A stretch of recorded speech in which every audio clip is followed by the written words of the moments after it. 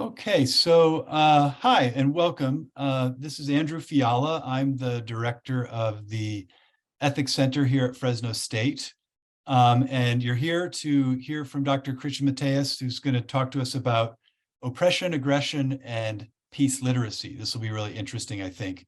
So I'm going to do just a couple of quick thanks and introductions, and then I'll get out of the way, and then Christian has the time to tell us about his project and his research. So let me just begin by thanking the Fresno State Alumni Association, who helps to coordinate the Zoom and the registration for us. And then Eduardo Tovar, my student assistant, he's been very helpful in promoting. So thanks to all those folks. We do this about 4 or 5 times a semester. This is part of our ongoing ethics lecture series. We're in our 15th year of doing this. Panel discussions, interviews, lectures like this. The goal of all of this is to promote civil discourse and to promote critical thinking about important topics in the world. Part of this is sort of a vision of public philosophy. We want to sort of bring critical thinking skills to the public. Our next lecture will be on November 3rd, which will feature Charlie Harvey from the University of Arkansas, University of Central Arkansas. His topic is Insatiable: Why Everything is Not Enough. So quick introduction of Christian Matheis. He is a professor in community and justice studies at Guilford College, which is in Greensboro, North Carolina. So this is a coast-to-coast meeting. He has his PhD from Virginia Tech. I first met Christian, I think, probably 15 to 20 years ago when he was a graduate student at Oregon State. And we've known each other ever since through an organization that we participate in called the Society for Philosophy in the Contemporary World. Christian was the executive director of that group for the past 4 or 5 years. He did a great job. So public thank you again, Christian, for that. His work, his research, and his teaching focuses on social and political philosophy, ethics, public philosophy, and community organizing, direct action organizing. He's the editor of a new anthology of writings by Suzanne Farr entitled Transformation Towards a People's Democracy. Christian, if you get a chance, maybe you could tell us a little bit about that project as well. And then he published a co-authored article recently with Sharon Clough entitled Peace Literacy, Public Philosophy, and Peace Activism, which is really what led me to invite him to give this talk, was that piece that I stumbled across and found very interesting. And his work on that actually is connected to the Peace Literacy Institute he's going to tell us a little bit about tonight. So the format of what's going to happen, we'll have kind of a lecture for about 40 to 45 minutes, and then we'll have time for discussion. So audience members, I would encourage you to use the Q&A function or the chat function to post questions or comments, and I'll keep my eye on that and try to make sure that we have some good interaction. And remember, of course, as I said, this is an exercise in civil discourse and civility. So be kind and be generous and when you post comments. And I think we'll have a great conversation here this evening. So Christian, thank you so much for joining us. The floor is yours. Thank you so much, Andy. I'm really glad to be here and appreciate all the work you put into making this happen. Before I jump in, I'd like to ask everyone if you can in the chat, everyone who's attending tonight, and thank you all for being here. I'm gonna start saying some setup words, but I'm gonna give you a question to respond to. In the chat, if you would, just drop some words or phrases that come to mind when you hear the word aggression. So when you hear the word aggression or read the word aggression, what are the feelings or thoughts or phrases that come up? And so I'm going to keep talking, but just toss those in there, and I'll glance at them. I do have 2 screens here, so bear with me as I go back and forth between them. But let me open with some gratitude. Thanks to Andy and the Ethics Center at Fresno State, including Eduardo, who's helping support the program tonight. Sharon Clough and Paul K. Chappelle, who've been integral to this work. And then also Lee McIntyre and Nancy McHugh and Ian Olasoff, who published the book that some of this recent work appears in. I think that's the essay Andy's referring to, the one he stumbled across. And then my thanks to those at the Peace Literacy Institute. And I'll talk more about the Peace Literacy Institute in a little bit. So I'm just glancing at the chat and noticing what I think are probably some familiar terms: violence, hate, anger, fighting, harm, pain, Okay, repentance, racism, rage. And the long arc of what I'm going to do tonight, and I'll do this a little more formally in a moment, is to try and make the case that we need to rethink what aggression means, what it looks like, and what happens. And that it turns out that aggression, even though there are these associations you see in the chat, these associations with very negative, hostile, violent, or painful imagery, a rethinking of aggression in terms of peace literacy, which is Paul K. Chappell's work, might actually make it much more useful in everyday life, as well as in broader peace building and peace work or work for social justice. So let me just mention a couple of my goals. As I do this, I want to echo Andy's encouragement to place questions in the chat at any time. If I don't spot them, Andy's probably going to help point me to them. And but just jump in anytime with any question, even if you want me to slow down, go back and clarify something. So my goals are really to help us gain greater clarity about aggression in general, sort of what it means in general, and how does aggression fit within a framework of trying to understand injustice and oppression. Another goal that I have is to introduce all of you to peace literacy as a skill. Like, this is a skill and a praxis for liberation and peace building, as well as introduce Paul K. Chappell as a public philosopher. I'll talk more about him a little bit later. The content of this research in this talk is much focused on making these concepts of aggression, some concepts we're familiar with and those we're unfamiliar with, more useful for diagnosing the way certain interpersonal and intergroup dynamics happen in the context of oppression and injustice. So within a society with systemic oppression and a history of systemic injustice, how does aggression happen in different ways? And how does it help us make better sense of those systems? If we want to dismantle or challenge systems of injustice, what are the ways that rethinking aggression might help us do that? And then, if this works, if there's a case to be made, if I make the argument right, aggression might actually help us rethinking it in the peace literate way, help us understand it as actually an indicator of opportunity. So instead of the typical frame of aggression, which is to think of it as an initial stage of violence, aggression may actually be part of a really important power analysis, a way of thinking about different kind of social power dynamics, political, economic, and cultural, as well as a relational strategy in our interpersonal interactions. So I know it's a lot to throw at you. I'm going to come back to that a little bit later. The way I'm going to do this is I'm going to start by setting up some context and just give you a little bit of background from my work, how this fits into, what are the roots and the threads and the people in my head and resources I'm relying on to think about this. Then I'm going to frame injustice and systemic oppression. Often, we could use these terms and talk past each other if we don't have a little bit of clarity about the terms like injustice and systemic oppression.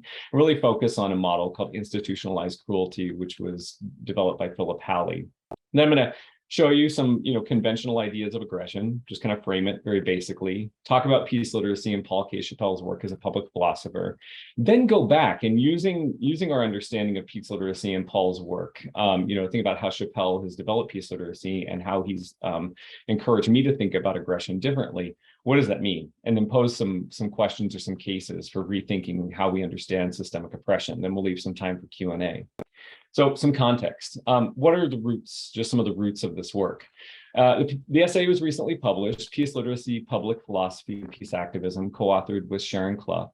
And it appears in this new book, A Companion to Public Philosophy. It's a really fantastic collection about placing intellectual resources and different kind of intellectual frameworks in philosophy in the public sphere, doing philosophy in public with people who don't spend as much time in the academy, as well as putting academic philosophy in the service of public affairs and public interests.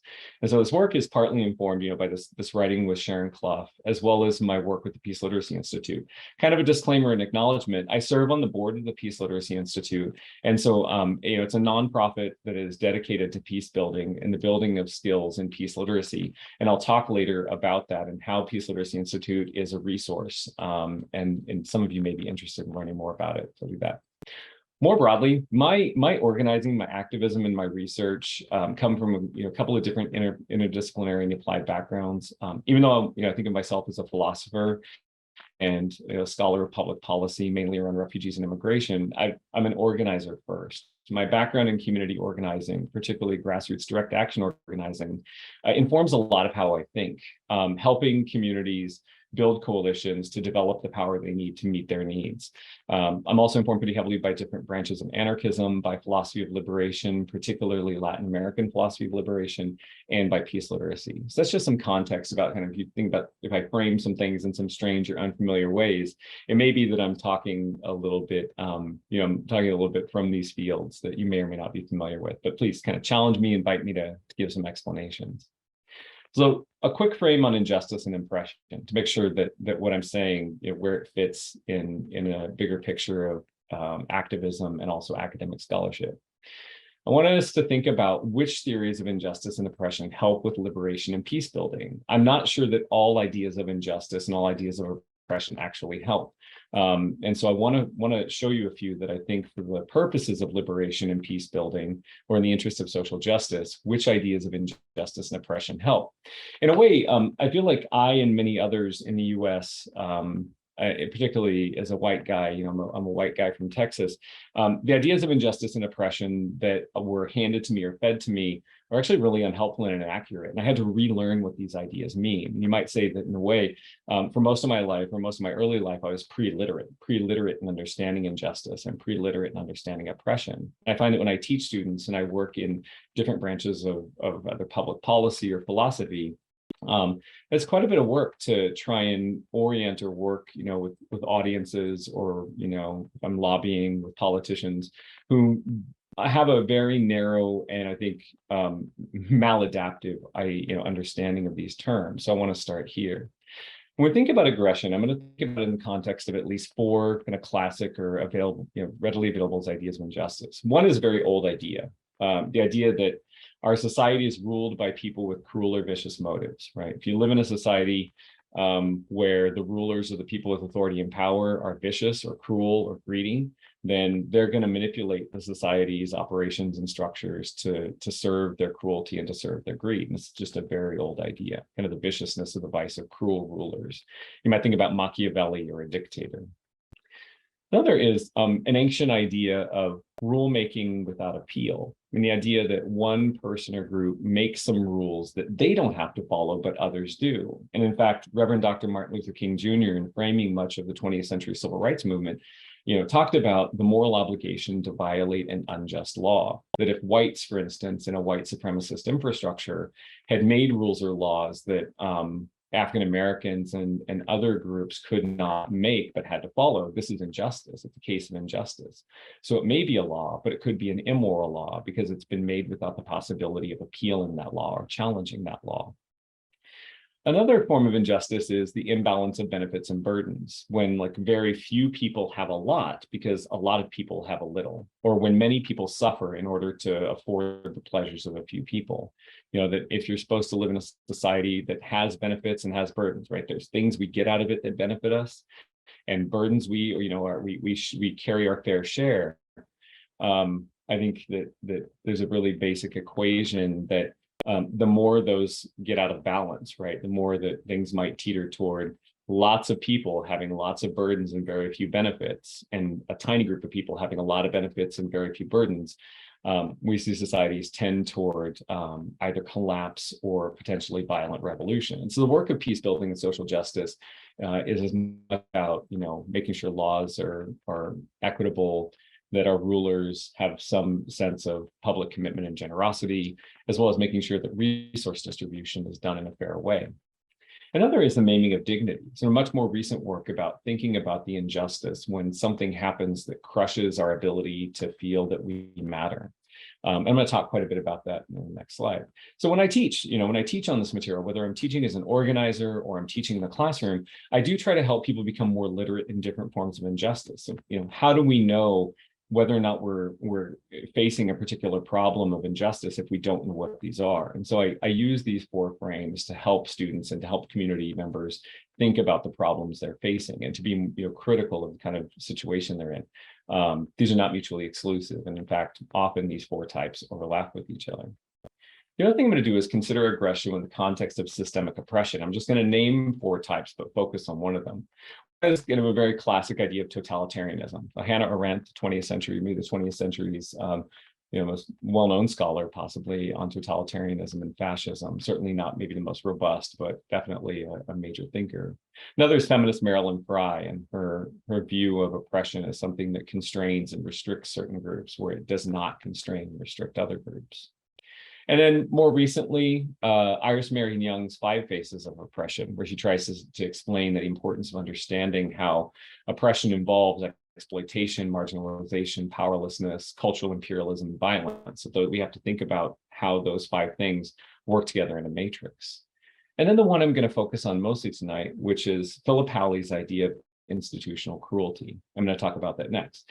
I want to mention again, similar to being pre-literate in injustice, if we're pre-literate in understanding oppression, if we don't have some of these skills or these literacies in understanding oppression, it's going to be very difficult to develop strategies for peace building, for social justice, or liberatory skill sets.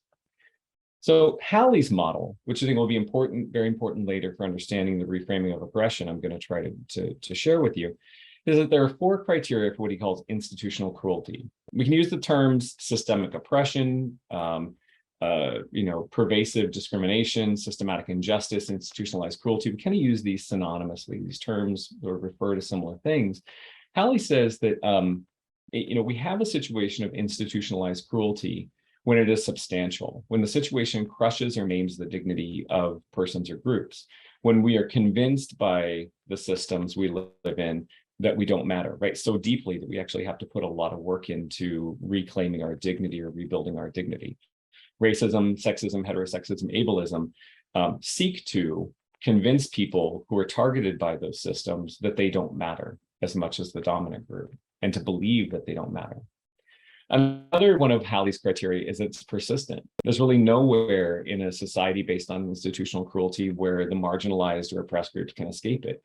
Even going home or to community, there's always what W.E.B. Du Bois might have called a double consciousness. You always have to think in the world of the oppressor and dominator, and you have to think in the world of your people. And if you make the mistake of failing to think in both worlds, to have both consciousness at the same time, it'll potentially cost you your life. So institutional cruelty in this form of oppression, it crushes dignity, it's pervasive and inescapable, it's pretty much everywhere. And in fact, if we find an exception where we think it isn't, then that mostly proves the rule. Like we have to go looking for exceptions, these little pockets of breathing room from oppression, in which case we're still, doing the work of trying to get away from the broader system. The other thing that's really important to this model is that it's subtle. Because institutionalized cruelty is so pervasive, it's so persistent, it's normalized. It's difficult to prove that when people from marginalized groups make a claim about suffering oppression or suffering injustice, there is no benefit of the doubt for them. They have to go, above and beyond and just create this, put all the evidence on a silver platter and then deliver it at the feet of the ruling body, who then decides whether or not to just dismiss the evidence on a whim. It takes effort, Howley says, to notice institutionalized cruelty because we live in it at all times. And the last is what should seem obvious, that institutionalized cruelty involves a power differential, that these situations are maintained by people who use force or use coercion or other means, economic, political, and cultural, to maintain dominance. So later, when I talk about different conceptions of aggression, I'm going to bring this back in and try to say, here are some ways that rethinking aggression actually may help us address institutionalized cruelty differently than we have.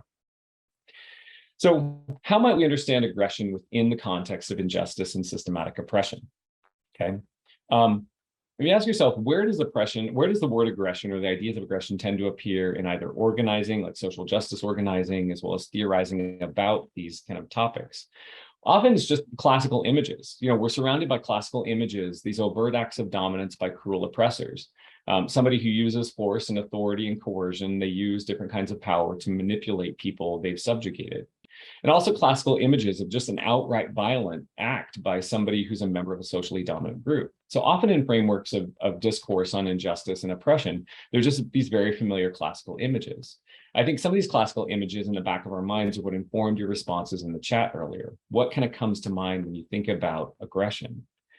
The other dominant place I notice or seem to find is talk of microaggressions, this death by 1,000 cuts, or what Daryl Tsu Wing describes as, quote, brief everyday exchanges that send denigrating messages to certain individuals because of their group membership. And most of you who understand microaggressions or have experienced them know like Hallie says, they are so subtle and normalized that it's difficult, if not impossible in the moment, to confront them, to challenge them. And many people are working very hard to build skill sets for addressing microaggressions in the moment and trying to prevent them. So this is where we often find talk of aggression. If you want to say, where does aggression fit in the study of injustice and oppression? These are kind of the two of the places you're most likely to find aggression. I want to expand where we fit aggression, not as just a way to critique oppression, but as a strategy for helping to challenge oppressive systems. So part of the problem with thinking about these two, there on the left, you'll see the two kind of previous notes, is that if we think about the two conventional ideas of aggression, or the two places we find aggression discourse about injustice and oppression, there's a problem when you put them next to Hallie's criteria. And that is that dominators, members of dominant groups don't need to act or appear dominant in order to maintain dominance, right? The structural oppression makes the aggression so subtle and so pervasive that dominators rarely need to actually appear aggressive. And in fact, systems of oppression make members of dominant groups appear civil and appear rational and appear friendly and appear patient. Our systems of oppression make the oppressor appear quite good and friendly in many cases where they're enacting aggression. So the aggression enacted by dominators is actually hidden. The other problem is that this occurs in the power differential, that aggression between different members of social groups is not the same if one social group frankly has all or most of the power in that society. And so just kind of throw general ideas of aggression into ideas of oppression doesn't work, and actually makes us less effective at addressing injustice. So again, one, because oppression makes the dominant group appear peaceful when they're not. They can act, microaggressions. They can remind people they don't belong. They can, cut somebody with a biting comment and then be shocked at being told that they've done that because of that power differential. And so the question I have is, can a more nuanced understanding of aggression give us better insight and better strategies for liberatory anti-oppression organizing and peace building? Some of the other questions that are just kind of floating around in the background are like, how does our understanding or lack thereof of aggression play a role in understanding systematic oppression itself? How does our understanding of systematic oppression differ depending on how we analyze and conceptualize aggression? And what might clear understanding of aggression do to help further the goals of peacemaking and liberation? Let me jump right into kind of just framing aggression in a conventional sense. And the way I'm going to do this is, the first thing I'm going to do is I'm going to ask you to look at a couple of images. For just a couple of seconds, I'm going to show some images, and all I'm going to ask you to do is consider them. Just kind of quietly consider the few images of animal aggression. Now, just a content warning or sort of a trigger warning, there's no immediate, brutal, you're not going to see like brutal tearing of flesh, but there are indicators that there might have been violent interaction nearby. So just kind of a heads up if you don't want to look at that. So there's a cat.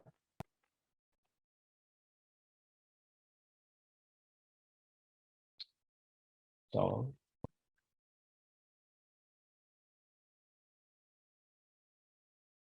What seems to be one or possibly more bears with a pack of wolves. I think that in this image, there's likely a recent kill or prey, something that either the bear wolves are killed and the bear and wolves are working out what happens next. And then, close up. I'm going to come back and look at those images again in a little while. When we think about aggression, here's a Cambridge Dictionary definition, right? Spoken or physical behavior that is threatening or involves harm to someone or something. It's a pretty classic definition. And this classic definition really emphasizes the threat and the harm.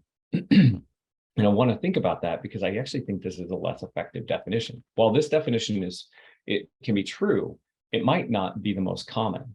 Let me say that again. While this definition of aggression might be true, it might be something that actually happens. It might be one of the least common things that happens. Conventional aggression in everyday terms tends to be treated as synonymous, as if it's the same kind of idea as violence, right? We tend to treat aggression as if it's the same idea, right? Aggression just kind of means violence or means imminent threat or imminent harm. Aggression also tends to mean, in the common sense, escalation to violence. Aggression is something that is definitely or almost certainly going to indicate the threat or intent to do violence. And another idea is that it's a precursor, right? Almost like an if-then. If there's aggression, then there's going to be violence. If you've got the precursor for aggression, something really significant has to happen to stop that precursor of aggression from turning into violence. And again, after reading and studying Paul K. Chappell's work on peace literacy, I'm no longer convinced that this is actually the typical thing that happens. I think this is just something that we're used to looking for because we are what Chappell calls pre-literate in peace. And when we're pre-literate in peace, something I'll talk about a little bit later, we tend to misframe aggression like this, something that definitely does happen from time to time, but probably not the most common thing that happens. So let's think about a more nuanced understanding of aggression that might help make sense of human behavior and oppressive systems a little bit better. I want to introduce you to Paul K. Chappell as a public philosopher, so as a peace activist and public philosopher, and introduce peace literacy alongside that. Now, to start, I think of peace literacy, and I'll go into detail about this in just a second. I think of peace literacy as, one set of skills among a broader set of skills and strategies for fostering social justice, right? Liberatory skills and strategies that can help foster social justice. One of them is direct action organizing skills. Another is the ability to facilitate intergroup dialogue. Some skills in cultural work, in bringing out music and arts and culture and helping people from different communities and identities and backgrounds share culture and learn to understand one another culture.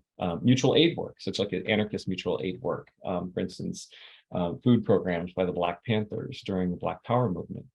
And then conflict resolution and mediation skills. So I tend to think of peace literacy as one set of skills within this network of skills that can be helpful. And this certainly isn't the full set of skills, but these are the ones that I tend to think of as very, very helpful for peace building, for social justice work. Now, it also may be the case that some of these skills may be more important than others for making the other skills work. So for instance, it may be that becoming peace literate, right, so developing peace literacy may be a necessary foundation for then effectively engaging in direct action organizing and mutual aid. Or it may be necessary to develop the cultural work so that peace literacy is informed by different cultural frameworks and practices. I'm not sure. And I think on a case-by-case basis, depending on the coalition we're trying to build, the problem we're trying to solve, the communities we're working with, these may be of higher and lower priority. But for now, I'm just going to mention that I see peace literacy among another set of skills, and possibly one of the foundational or primary sets of skills that makes the other ones more effective, or makes it possible for us to use the other ones in more effective ways for liberation and social justice. So Paul K. Chappell is a figure I'm going to call a public philosopher who was informed by activists and authors such as Frederick Douglass, the Reverend Dr. Martin Luther King Jr., Eric Fromm, and others. Chappell is also heavily informed by James Lawson, C.T. Vivian, Bernard Lafayette.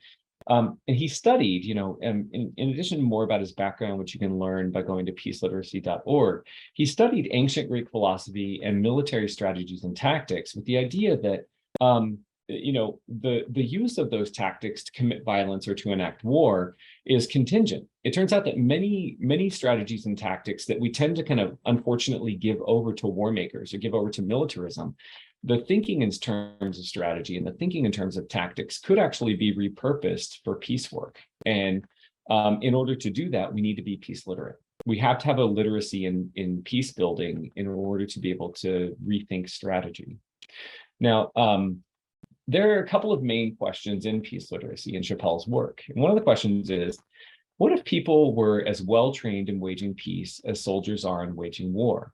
If you think about the intricate, intense, complex training that goes into preparing a soldier, such as in the United States Army or one of the branches of the military, there's intense millions, trillions of dollars poured into training people as soldiers. Just imagine what our societies would be like if we poured those resources into training people in peace building and into educating people and training people in the skills of peace work, the way that we invest in training soldiers. Another question is, what if people were trained to address the root causes of problems rather than symptoms? So rather than addressing the symptoms of our lack of peace literacy later on down the line, let's get to the root causes by building peace literacy at early ages and in a lifelong way, so that people can draw on peace literacy as a preventative, right, as something that prevents violence and prevents war making. Another is, what if we taught peace as a skill set, life-saving literacy with as much rigor as we teach literacy in reading and writing. I mean, within but a century or more, right? Within a century or two, literacy has worldwide become a target of ending poverty. You travel back 100 years or more, and the idea that the public across classes and races and sexes and genders would be broadly literate was almost unthinkable. And the way Chappelle tells it is a really brilliant story. So if you get a chance to watch some of his videos on peaceliteracy.org, he's going to do a much better job than I am. And so I just want to set these questions up to give you a sense of how he comes at this work. In building his practical wisdom, right, the philosophy and praxis that inform peace literacy, Chappelle focuses on psychological trauma and shared human needs. Those include both physical human needs. We need shelter, we need food, we need medicine, we need warmth, as well as non-physical needs, that we need a sense of belonging. We need a sense of self-worth. We have to believe we matter. We need a sense of purpose. We need nurturing relationships. If we have those things, if our needs are met, our physical and non-physical needs are met, then we have a better way to address the trauma, the problems like the historical trauma, whether it's personal trauma, group trauma, intergenerational trauma, that are causal or part of the causal picture of violence and aggression. And so what Chappelle argues for is what I'll call a phronesis, or a practical applied wisdom of meeting physical and non-physical human needs, so that we have the skills for peace building and the skills for violence prevention in the long run. When we understand aggression, right? So let me go back and say, this is a good time if you're following along, and I've said a lot of words and I'm going fast. This is a really good time to throw questions in the chat and say, wait, what? About anything I've said so far, and I'll take a pause to kind of answer a few. But I'll glance at the chat from time to time and see if you've got anything. Let's rethink aggression through peace literacy. Now, peace literacy in Chappelle's work it's a primary skill, right? And this primary skills within the skill set of peace literacy is an empathetic recognition, right? Using our empathy to recognize that aggression is typically a response to distress, and often it's a distress from unmet psychological needs. So when we think about aggression, part of what can happen when we associate aggression too closely with violence, that violence and aggression are the same thing, is at the moment of aggression, we lose the ability to empathically or conscientiously respond to the distress that's motivating the aggression. Because if we think that aggression too quickly is the same as violence, we think, oh no, this is violence, and I'm not going to be thinking about what distress is going on for the person. I'm going to treat the person as violent rather than treating the person as signaling their distress. And so one key move that Chappelle makes here, which I think is really important, is to be able to distinguish aggression from violence, so that we can notice that if we actually can acknowledge and engage with the distress the person might be or the other actors are going through, there are cases in which we can diminish violence and prevent violence because we're engaging the distress that is being signaled by the aggression. So unlike typical approaches that restrict aggression to the moral realm, like aggression as a sign of a moral failing, Chappelle actually associates aggression primarily with strategy and practical reason. Like, we shouldn't view aggression as something where we shouldn't have a moral fury. We shouldn't have moral outrage because somebody is aggressive toward us. We should understand that aggression is a strategy for signaling distress, and use our skills in peace literacy or any of the other skill sets I showed you, but use our peace literate skills in this case to be able to engage in practical reason with a strategy for dealing with the distress of the moment, the distress of one actor and multiple actors. The idea is reconsider aggression actually as a tactic in a strategy and not simply an early stage of violence. Take it out of the moral realm and see it as something somebody's doing to try and communicate, even if they don't have the best resources at the time to do so. So when we notice aggressive impulses in ourselves and others, this approach of peace literacy is attuned to trauma. It gives us a sense of distress so we can ask some different questions. We untangle aggression and violence. We notice aggression signals distress in myself and others, right? In ourselves and others. And then we have a chance to possibly, even if it's not really nuanced, we have a chance to at least formatively ask, what kind of distress might be causing the aggression I'm observing? What might be the best response to lower the anxiety level or lower the sense of distress that's motivating the aggression that then could be a precursor to violence, but in most cases, as I'll explain next, probably isn't. Ask, am I actually in a position to reduce distress? If there's a power differential in systemic oppression and I belong to a marginalized group, it might not be my role of responsibility, and it might actually be dangerous or problematic for me to try and engage there. Maybe I can. But for those of us who might be in a dominant group, so in my case, right, I'm in the socially dominant group in the US with regard to race and globally with regard to white supremacy, it should be my role to work on the distress of other white people and help address that distress as an anti-racist ally to people of color. So anyway, the idea is that, aggression is a response to distress. And if we have a strategy to deal with that distress, we have a better way of mitigating violence or mitigating further conflict. And I'm going to give a couple of cases later to try and illustrate how this might be part of a better power analysis and better relational strategy for interactions interpersonally. So the key point, the center point of this research and this work, particularly here, is to draw on what Chappell calls posturing or warning aggression. That despite the dominant notion of aggression that I showed you earlier, Chappell argues that much aggression, possibly even most aggression we observe or encounter, is actually something that is meant to prevent violence. Aggression is something we leverage to prevent violence, not something as a precursor to violence. Because when we get aggressive, right, and we see this actually in animal behavior as well as human behavior, maybe not all species, and I don't want to draw too close of an association between animal and human behavior, but there are some. That aggression actually signals potential harms or even fatalities if we move to violence. So if we're in an interaction where we're both feeling distressed and we're acting aggressive and unaware of the distress and the connection, then we might move to violence. But what aggression is actually trying to do, by kind of baring our teeth, by puffing ourselves up, by using louder language, what that is meant to do actually is meant to show, hey, I'm a threat to you. I see you're a threat to me. Here's my threat skills, right? Let me show you some of my threat skills. If this doesn't get resolved, we're going to go from threat to violence, and that's probably going to be bad. If you think about what it's like for humans or animals in nature, if we get in a violent interaction, if we let aggression turn to violence, even if you survive the initial contact, right? If you survive the initial encounter, and this is how I think I've done a pretty good job framing or understanding how Chappell describes it. Even if you survive, the likelihood of dying from an infection or a cut or persistent disease later is really, really high. It benefits you if your aggression signals, hey, don't mess with me. And the other aggressive act says, don't mess with me. Let's bring down the aggression and both get out of this either, peacefully in the very basic sense or with a mutually agreed upon solution. So I'm toggling really heavily between kind of the animal nature realm and the human realm, but I'm, just for the sake of time, hoping the points are sticking. Let me pause and take a look at the question. Let's see. Don't think I see one.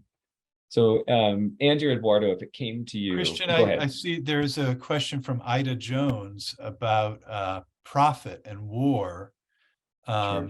I think the question is, how does your model or how does this approach help deal with people that are profiting off violence and war like aggression? Sure.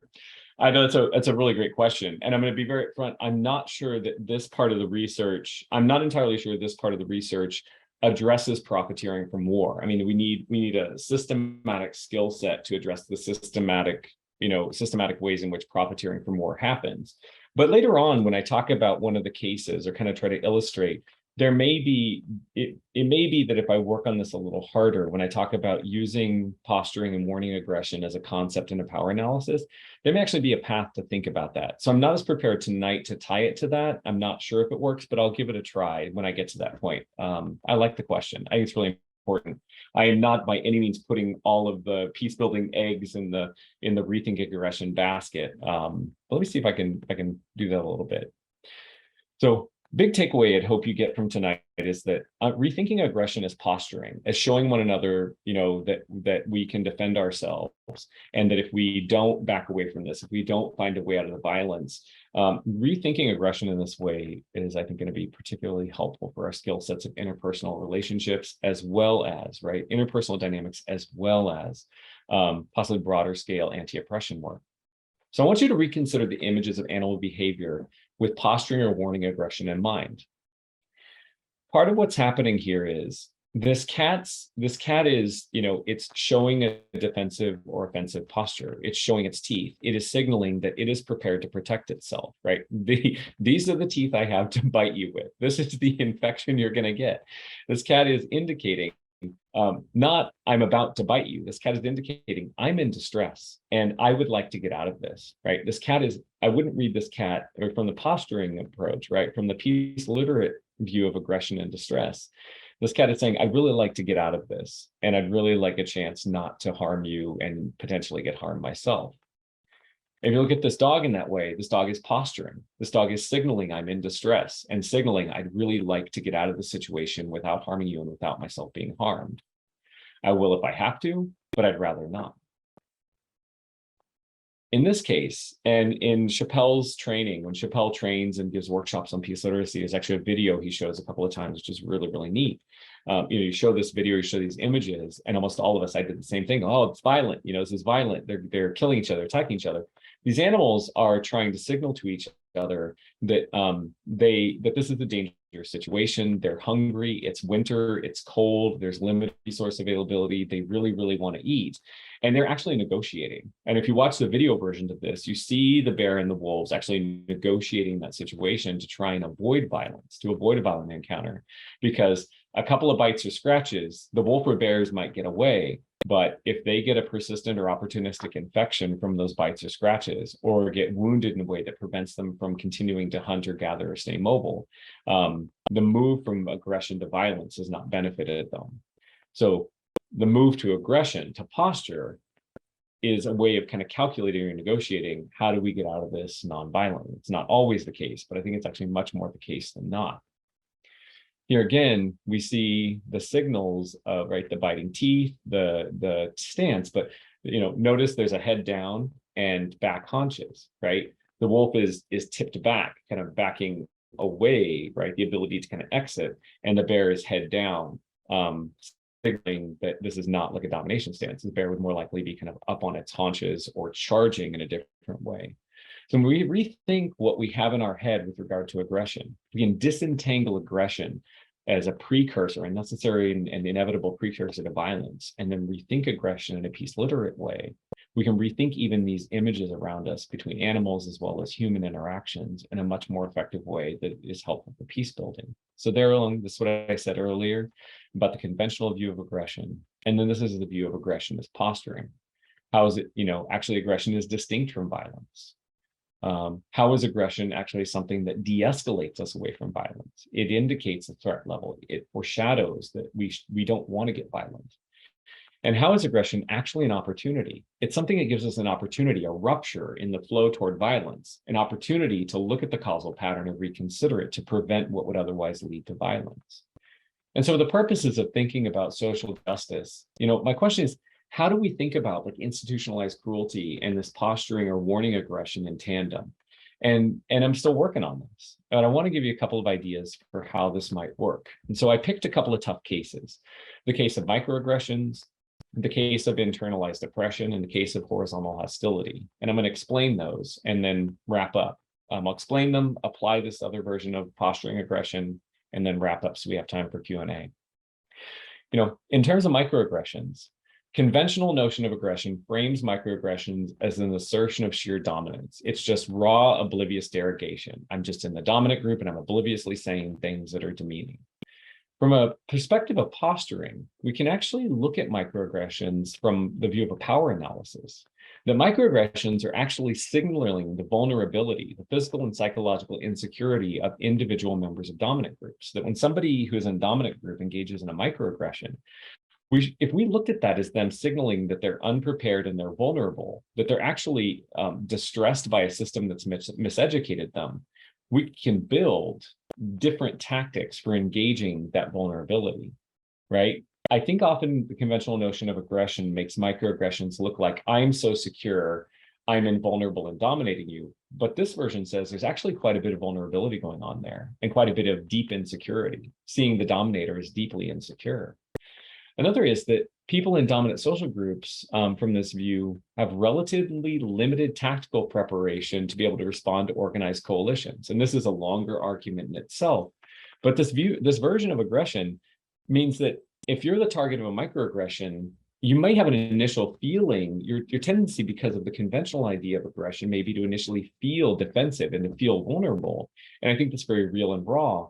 And at the same time, if we rethink microaggressions through the view of posturing, there's a lot of vulnerability and lack of tactical preparation on the part of people in dominant groups, but we're misreading their posturing and thinking we're at a disadvantage. We actually have much more advantage when we are the target than we think we do. So with regard to Ida's question, I do wonder whether that's that last bullet point, whether that version of using posturing to understand the lack of tactical preparation could then be part of a thread about thinking about the profiteering. But that's a long arc I'd have to spend some time on, but that's a place where I'm thinking about it. Internalized oppression. This is when members of oppressed groups come to believe they deserve oppression or believe they're to blame for injustice, when you lose sense of your dignity and you believe the terrible things that oppressive systems teach you about yourself and your community. So from a conventional frame, internalized oppression is, just unconscious self-doubt and self-loathing, that we just unconsciously internalize homophobia, heterosexism, transphobia, and we're just stuck with an internal reaction that's self-loathing. And I think that can be true. What may also be true is that internalized oppression could be reframed as like, when we notice it, we take inventory of our resources and capacities, that when we become aggressive, right? If internalized oppression leads us to act aggressively, that's an opportunity to take inventory of the skill sets. Those of you who are familiar with critical race theory know that there's an important move in education around critical race theory away from a deficiency model toward what's called a capabilities model, right? The individual is not deficient. The individual is in a system that is deficient. We need to treat people from marginalized backgrounds as capable, but in systems that are deficient. Don't treat the person as deficient. And I think this view of posturing of warning aggression helps us possibly rethink internalized oppression, not as a moment where we have to react by blaming ourselves or becoming less self-loving, but that we actually use it to rethink how we can notice our resources, our capacities, our peace literate skills if we're lucky, our teeth if we're not, maybe both. And then the case of horizontal hostility, or when members of different oppressed groups target one another rather than work to dismantle oppression. So homophobia within communities of people of color, racism within LGBT communities, ableism within immigrant communities, that kind of thing. When the form of oppression some forms of oppression cause us to target each other rather than work to dismantle the system. So from a conventional view, aggression frames horizontal hostility as a mere stimulus. We're just kind of reactors. We're just reacting to the oppression. From a posturing view, we might reframe horizontal hostility as these actions we're actually trying to take to de-escalate our animosity, to de-escalate the intergroup tension between different marginalized groups so that we have an opportunity to build solidarity. If people have more peace literate skills that include rethinking aggression in this way, what I'm saying in these last three cases is we can take problems that are endemic, right, that are inherent in oppressive systems, and be better at responding to them in ways that give us a different tactic on power, give us a different tack on collective power in particular, versus being treated or treating ourselves as kind of reactionary agents who are sort of just stuck with, internalizing the oppression, stuck with engaging in horizontal hostility. Peace literacy is not just peace building. Peace literacy is also anti-oppressive in this way. So just wrapping up, this is what I've tried to do. I'm not going to reread those, but hopefully I've given you a sense of Chappelle's writing or work on peace literacy and then posturing aggression in particular as a way to disentangle violence and aggression so that we can understand aggression as a signaler of distress in many, if not most cases, and develop the skills to deal with that and avoid a whole heap of prospective paths to violence in that way. If you get a chance, feel free to drop by peaceliteracy.org and check out some of Paul's different books. Very, very interesting. In fact, quite a bit of the talk that I've given tonight is based on the book Soldiers of Peace and some of what I've learned out of that text. I also encourage you, particularly if you're in any educational settings, to take a look at the curricular offerings and the work that Sharon Clough and Paul and others at Peace Literacy Institute are doing to bring peace literacy skills into education from pre-K all the way through college and adult programs. It's really, really valuable, cool work they're doing. And so if you're out there thinking about what can you do to kind of, whether it's professional development or shift the curriculum, give that a look. So with that, I'll thank you and leave some time for questions and discussion. Christian, thank you very much. This is really interesting. A lot of stuff I haven't had an opportunity to think about before, really like eye-opening stuff. So I would just encourage our audience to post questions or comments in the chat or use the Q&A. I'm wondering, while we're waiting for questions to show up, I don't know if you followed this episode in Los Angeles with the racial problem on the LA City Council, where the Yes. Oh, yes. Latino folks said terrible things. I think that sort of fits maybe with some of what you're saying, is that this is, these are distressed, using that frame, or traumatized communities who lash out at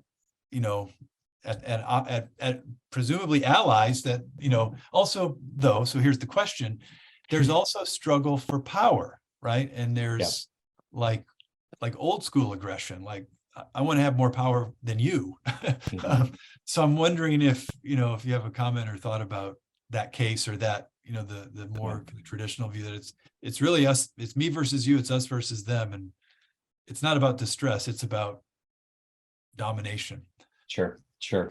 I don't know the particulars of the case well enough to speak to it, except that what little I do know, I think you've actually picked a really, really good case. What I'd be interested in doing is, looking at more of the, video or audio of the interaction to kind of tease out what's happening there. But here's what I can say in general that I think does apply. Most of us, this is another branch of my work with, most of us operate on a myth of scarcity. Most of us, I think, believe that there are scarce resources, scarce power, scarce rights, scarce opportunities. And it turns out we don't really live in much scarcity. We live in maldistribution. Influential, dominant actors intergenerationally have manipulated the distribution of these things. And part of what that's done is that has left us, in addition to believing a myth of scarcity, miseducated by what Elliot Eisner called the null curriculum. The things that are kind of still true and available in the world, but we're not taught, right? The things we're not taught are potentially just as influential on us as the things we are taught. And I think we're pretty systematically miseducated about power.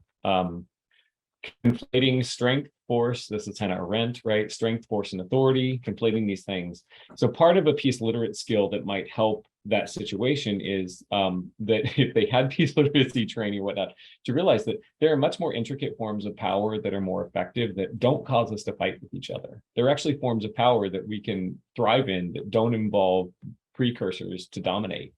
And but that's a whole other lecture. So I think that's interesting about this myth of scarcity, that we're struggling over things, misunderstanding actually the distributions that we find ourselves within. I think that's interesting. There's a question from Patty Martinez. How does peace literacy translate to systems change? With the changing of the guards politically, many dominant groups have agendas that are rarely equitable. How do we transform systems with racial and moral tension? Yeah, that's the question. And maybe one of the most persistent questions. How do we scale? How do we scale from skill sets and resources that work interpersonally to build relationship, build community, prevent violence? How do we scale those systematically in a transformative way? I do have responses and answers to that, piece by piece. We may not have time for tonight, and I'm not even sure these answers are the best ones, but let me mention at least one part of it. All transformational work, any kind of transformational work, which is a term we also should unpack very, very carefully, is going to involve a relational component, that there is at least a how we relate component to transformational work. And approaches like peace literacy or building skill sets in facilitation, direct action organizing, making ourselves, building capacity or more literacy in these skill sets, means we have the capacity to actually tap into threads of power or other ways of power that we otherwise think don't exist or don't notice. And so my short answer, Patty, to your question is, we may constantly have power all around us, coalition power, interpersonal power, policy power, that we don't actually know we can tap into and wield for the purposes of social justice, or what I would say is wield in a liberatory way, because we lack literacy in some of these skill sets. We don't know the medicine is right in front of us. The medicine is all around us, and we don't know it's there. or the medicine would be easy to catalyze, but we haven't catalyzed it. I'm not somebody who thinks we can't. I think we can. I just don't think that enough people know that we can. And once we have the skill set of literacy to know that we can, the world, the picture of the world looks very, very differently. So I hope that's not a too dodgy or broad answer to your question. I think it's an excellent question. I'm going to just point it back to the literate approach. I think we're pre-literate in systems transformation. Or if we find historical cases where people have done it, we need to look at those cases through a peace literate or direct action literate or liberation literate approach in order to make better sense of them, to try and learn from them. So I hope that helps. But can yeah. you help? Because I mean, obviously, you need a whole nother hour to talk about what exactly is peace literacy. But right. is it not just sort of the strategic, like, when in a protest do this and then write letters here? I mean, there's like a strategy part of nonviolent activism and social protest. I presume you're talking about something more than that. Is that right? Or? Yeah, and it would involve quite a bit more time. Thinking back to the list of physical and non-physical needs, part of the basis of the more specific strategies is to understand, to begin to think about the people I'm interacting with as seeking belonging. We're distressed about our belonging. We're distressed about, our sense of purpose, and to begin to talk and communicate with one another about our distresses of those physical and non-physical needs. In another sense, some of you may be familiar with the term consciousness raising. One of the major arcs of power shift in this country during civil rights movements in the 20th century was power consciousness raising, getting together and talking with one another about our distress and our physical and non-physical needs in ways that allowed us to build coalitions. And so that's another way to think about it, is it's practices of consciousness raising with one another. But yeah, it would take more time. It would take more time to unpack. Yeah. So Eric has a question. It's probably be our last question as I'm looking at the clock here. It says, do you have any advice for interacting with dominant individuals or groups who are strictly strategic and do not exhibit aggression? Perhaps those who deliberately avoid inviting an opportunity. So how do you interact with people who are avoiding the interaction? That's an interesting question. Johan Galtung, the founder of Peace Studies, I once had the chance to pose him more or less this question, and I liked his answer, even though I'm still working on it, which was try to give them an option that's more attractive than their power. Try to give them, if you can come up with a scenario, or if you can coax them into a scenario or situation that is more attractive than their dominance, you can begin to work them. You can get people to rethink what they've actually been relying on. And so, Eric, I love the question, and I don't have a quicker version of it to give you. But if you can get people into scenarios where they feel more attracted to some outcome or some situation than the dominance they've been used to, you can trick with, sort of mess with their psychology. It means not putting them in a situation where they feel vulnerable, putting them in a situation where they're unprepared and attracted to a different option. And that's what Galtung said he did in order to negotiate a lot of international conflict. He tried to get people to see options that were more attractive than the violence. So if that helps. I'm wondering, I mean, I'm just thinking of what would this look like.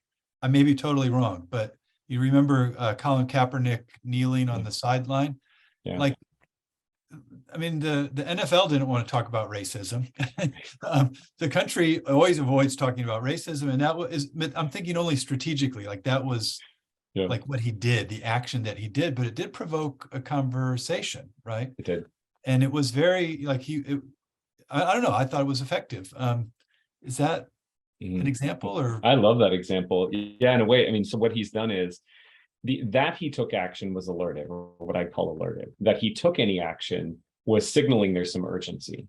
The way he took action might be a form of peace literacy, where he broke a ritual, and he broke a ritual in a way that was familiar to his audience, right? This taking a knee is familiar to his audience. And so he worked within a culture to break a ritual and signal urgency. And rejected a violent or aggressive posturing. I wouldn't even call that aggressive posturing. But yeah, so that he did it and how he did it, I do think might count as peace literate. But I'd have to leave it to Chappelle to really, take that one.